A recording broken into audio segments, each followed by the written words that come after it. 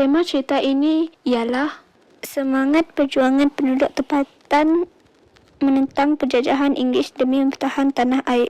Contohnya, Datuk Bahaman dan pengikutnya yang mempunyai semangat patriotisme menentang pihak Inggeris kerana mencabuli perjanjian yang telah dipersetujui dan menindas penduduk tempatan. Saya akan membentangkan tentang watak dan perwatakan. Yang pertama, Datuk Bahaman. Watak utamanya merupakan seorang pahlawan dan orang kaya sematan, seorang pembesar negeri dan mempunyai 2 orang anak iaitu Mat Lela dan Awang Muhammad. Kedua, Zahid. Pembantu kepada Datuk Bahaman dan berkawan rapat dengan Samad, Rahman dan Awang Muhammad. Ketiga, Samad. Merupakan kawan kepada Zahid, Rahman dan Awang Muhammad. Pernah ditangkap oleh pihak Inggeris kerana membawa rotan. Seorang yang bijak mengatur strategi, Samad telah melarang rakan-rakannya merosak pokok-pokok di tebing supaya mudah untuk mengintip musuh. Akhir sekali, Mat Lela merupakan anak kepada Datuk Bahaman dan abang kepada Awang Muhammad. Berumur lingkungan 30 tahun dan pernah terkena tembakan di paha tetapi pulih semula. Secara ringkas, novel ini mengisahkan perjuangan Datuk Bahaman menentang penjajahan Inggeris di Semantan. Datuk Bahaman dibantu pengikutnya seperti Zahid, Mat Lela, Imam Perangweh, Awang Ishak dan Datuk Pengalima Raja. Pada masa yang sama, Makila dan Tok Gajah juga merupakan penggerak kebangkitan rakyat di negeri Pahang untuk menentang penjajahan pihak Inggeris. Hai Cikgu Fevi, saya Novilia dan saya akan membentangkan tentang latar yang terdapat di dalam novel Darah Titik di Semantan.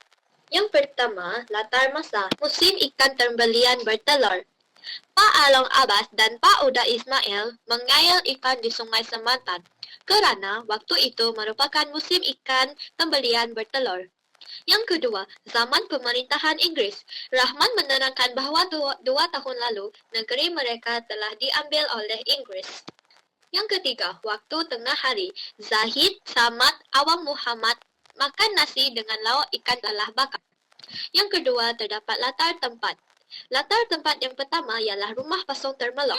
Mata-mata Inggeris meletakkan mayat Pak Uda Ismail di dalam rumah pasong. Yang kedua, kubu. Sebuah kubu dibina oleh Zahid dan kawan-kawannya untuk menentang Inggeris. Yang ketiga, lubuk terua. Zahid dan kawan-kawannya berjalan ke masjid yang terletak di lubuk terua. Yang terakhir, terdapat latar masyarakat. Masyarakat mata-mata Inggeris dari India dan Benggala. Pihak Inggeris telah mengupah mata-mata dari India dan Benggala untuk menakut-nakutkan rakyat tempatan supaya tidak menentang Inggeris. Masyarakat yang menentang penjajah Inggeris. Mat Lela menentang penjajah Inggeris. Yang ketiga, masyarakat golongan penjajah Inggeris. Masyarakat penjajah Inggeris yang berkuasa di Pahang seperti Roger, Clifford dan Sears. Antara nilai dalam cerita ini ialah patriotisme. Contohnya, Zahid, Datuk Bahaman dan penduduk di Semantan berjuang untuk mempertahankan tanah air mereka. Kedua, hormat menghormati. Contohnya, Tun Muda Midin dan Imam Perangweh menghormati Datuk Bahaman sebagai ketua dan akur dengan arahannya.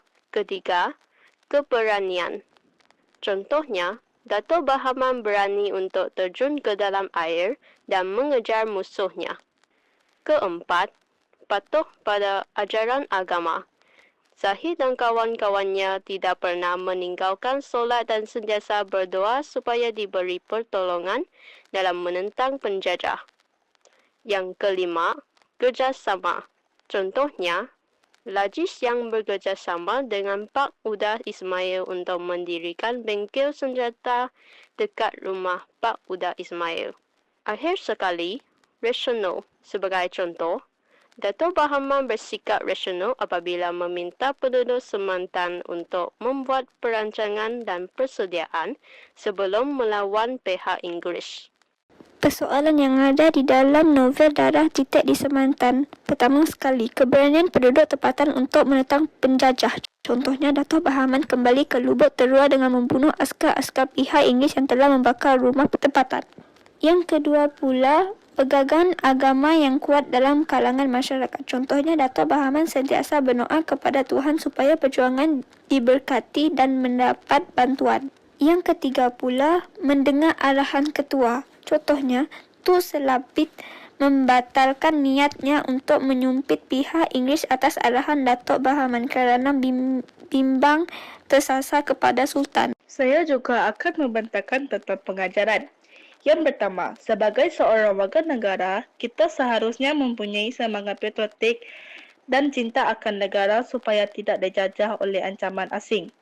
Kedua, kita perlu berani menegakkan keadilan dalam kehidupan kerana kemenangan akan berpihak kepada mereka yang lebih berani. Kita seharusnya menghormati ketua di dalam sebuah organisasi sebelum membuat apa-apa tindakan yang memberi kesan kepada organisasi tersebut. Keempat, kita digalakkan untuk bekerjasama dalam melakukan apa-apa tugas atau amanah agar tugasan tersebut dapat dilaksanakan dengan lebih mudah dan memberi hasil yang terbaik.